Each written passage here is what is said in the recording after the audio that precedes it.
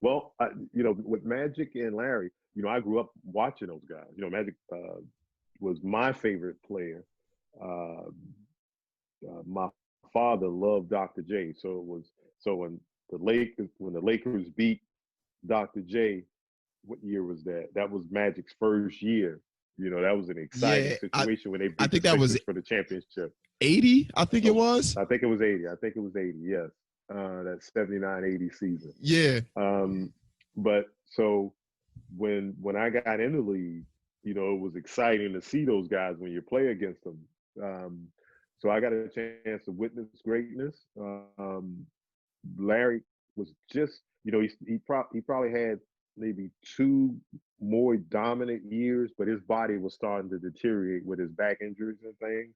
And then obviously Magic, with the HIV situation, had to retire. But I did get an opportunity to play against those guys, and it's something that I'll cherish for a lifetime. I told all my kids, I tell my grandkids coming.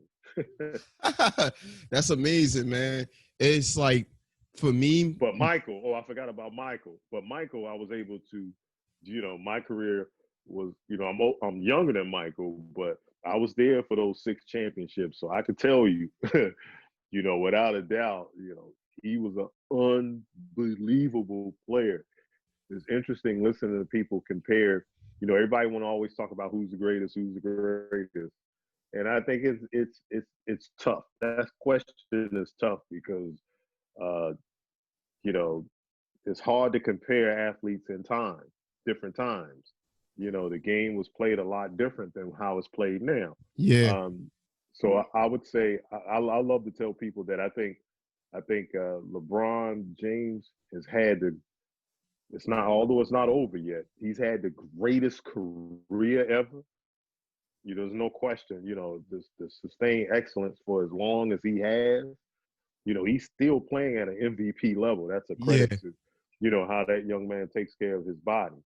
So I would definitely say between he and Kareem, but I'm definitely leaning more towards LeBron James as having the greatest NBA career because the greatest career I think has to go to Kareem because what Kareem only lost 2 games from high school all the way through college in his life.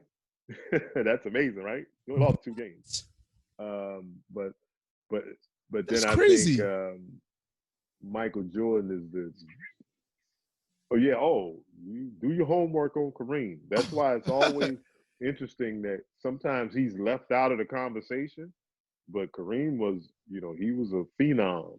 And but if I had to pick the greatest player, I would have to say that's Michael Jordan. But the greatest career, NBA career, I'd have to get that to LeBron James. Man, I like how you split that up, man. I never heard it split up that way. It's always just straight on who's the best player. That's pretty much it. Like for me, I'm holding it down for Michael Jordan right now. I've been holding it down for him for a long time, man.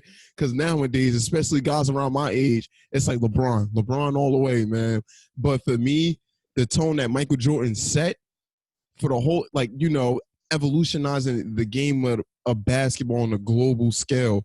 He made everybody change the way how they see the game, how they play the game, and how they look at the game. You know what I mean? And that, with that being said, with people like that, they often pioneers for the next generation to come in. And even like with what you said, you always got to pay homage to the ones like beforehand. Because I know for Michael Jordan, he wouldn't say that he's the best player. You know what I mean? And he'll probably give credit to his predecessors that came before him.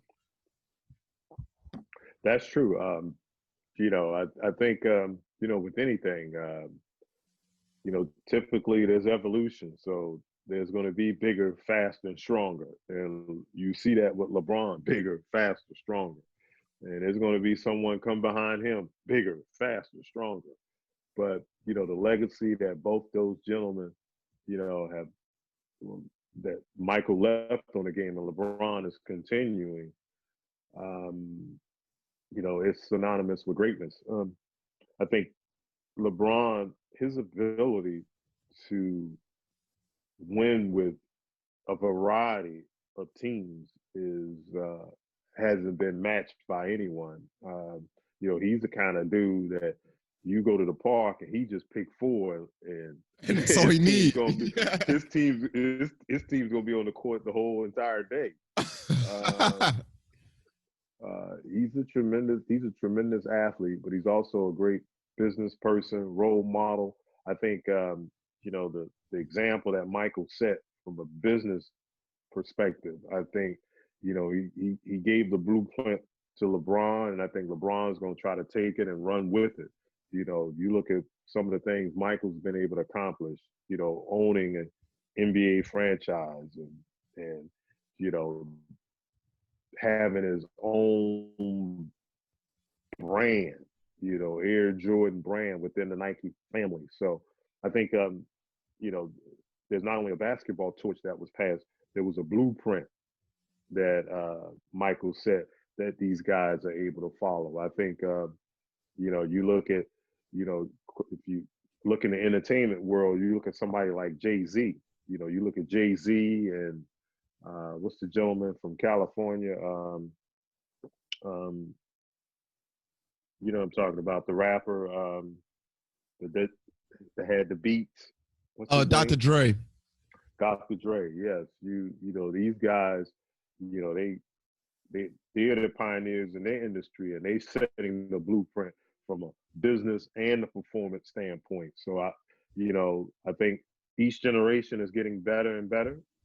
Adding both, and I think to add both symbolizes this picture, right?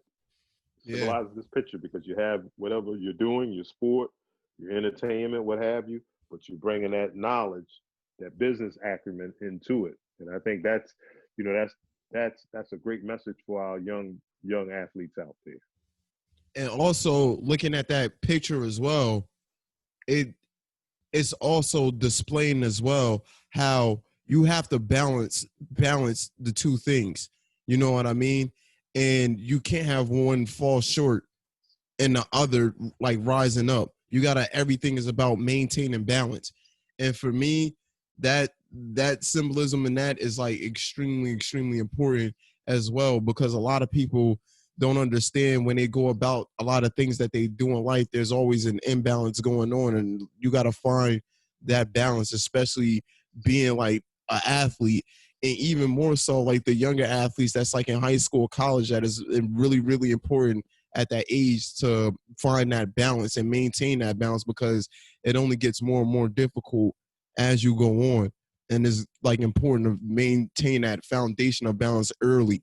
So like, you know what I mean? Once the challenges really start rolling in, you got something to fall back on.